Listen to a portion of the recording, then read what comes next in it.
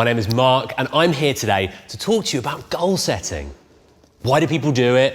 What is it and what can it achieve for you? So let's start this with a little bit of a story. Back in the late 70s, there was a big study at Harvard Business School around their MBA students setting goals.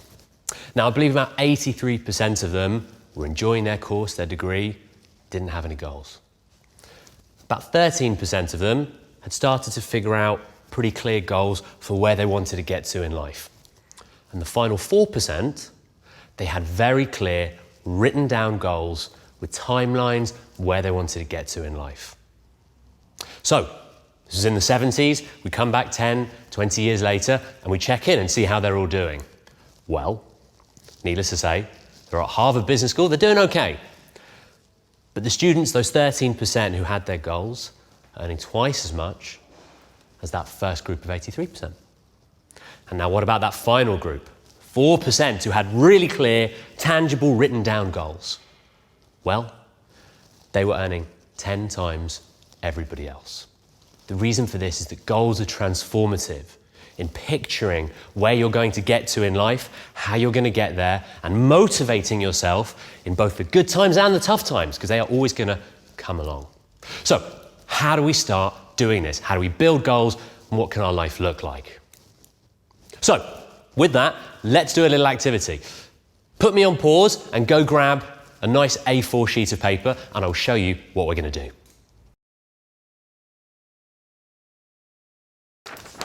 Here's mine. Let's fold it in half. So, one fold in half, nice and clear. Same direction, fold in half again. And then let's fold one more time. So, what have we got here? Open it up, and it should look like this. 8 sections. Why? Because we have about 80 years as our life expectancy. So, what does this represent? 10 years, each individual block. This is your life you are holding in your hands. So, let's take a look at what your life looks like. How long do you think you spend asleep? I'll tell you, it's about a third of your life. So with that, I'm afraid I'm going to start tearing up some of your life here. So that'll be about 26 years. So we've got 2 strips are coming off. And if you've done a really good job folding them, even better than I have, these will fold really, or they'll rip really neatly along the lines. So, I'll definitely cut lots of my ripping. And there goes 26 years of your life. Still got lots left, don't panic. How long do you think you spend eating?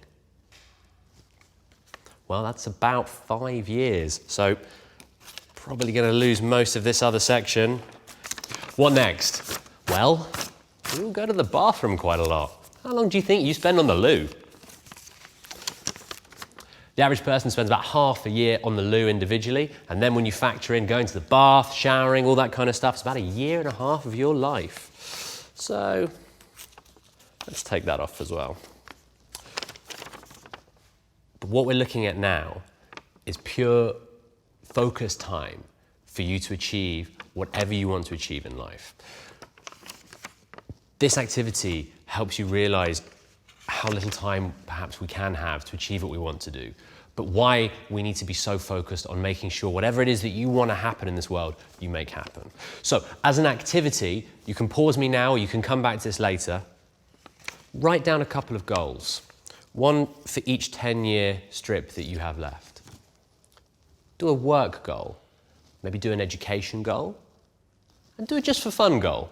What would be really, really cool? If you could do anything, what would it be?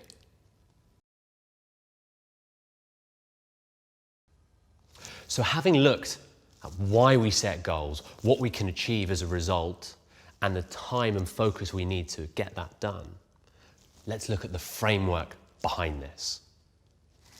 For this, I'm going to introduce you to SMARTer goals. It's a really boring but brilliant acronym that could get you through all of the goal setting you will do for the rest of your life.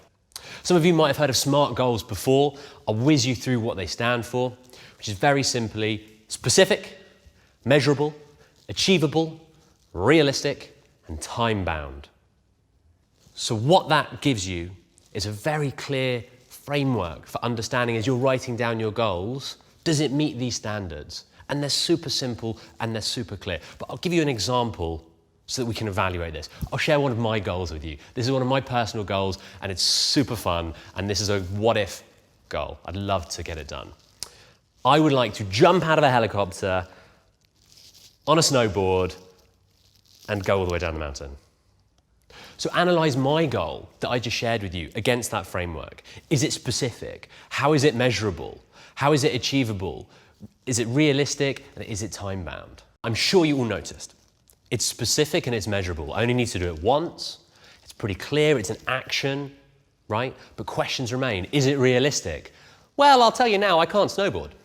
But I have learned to ski. And I think that I can make the next step to snowboard. I can imagine what it looks like, and it drives me, it motivates me. It's hard, but in an exciting way. Haven't mentioned time. When am I going to get it done by? Well, I'll be honest, I don't know how my knees will handle doing an activity like that if I wait till I'm 80. So maybe if I can do it by 40, then it becomes an even stronger goal. So there's our little analysis of goals. Whatever you set for yourself, use this framework to understand what it is you're setting. And now let's take it up a gear. Earlier I said SMARTer goals, right? More intelligent, more impactful, more powerful. Well, what could the E and the R possibly stand for? Again, let's take a moment. Pen and paper, write down as many options as you think that would make sense for this framework. What could the E and R possibly stand for? Okay, great job. Hopefully some of you will have got this. The E stands for evaluation, and the R stands for reward. Now, most people will know the SMART framework in life, but they will consistently fail to evaluate and reward, because these are actually the easy bits. You sit down after you've either achieved your goal or you haven't achieved your goal, or maybe midway through, and go, how am I doing? Am I putting my all into this? Am I rocking and rolling to make this a genuine reality? Or am I sitting in my bedroom watching TikTok thinking, oh, maybe I can't get it done? You need that positive mindset, and you need to encourage yourself both in the good times and the hard times. And then reward. What is the point in working incredibly hard in life if you're not going to reward yourself? And that applies to both massive success and, for me as well, massive failure, right? Failure is a part of the journey of growth, of learning, of achieving new things. So if you set wildly ambitious goals and you fall just a little bit short, that sounds like a great failure.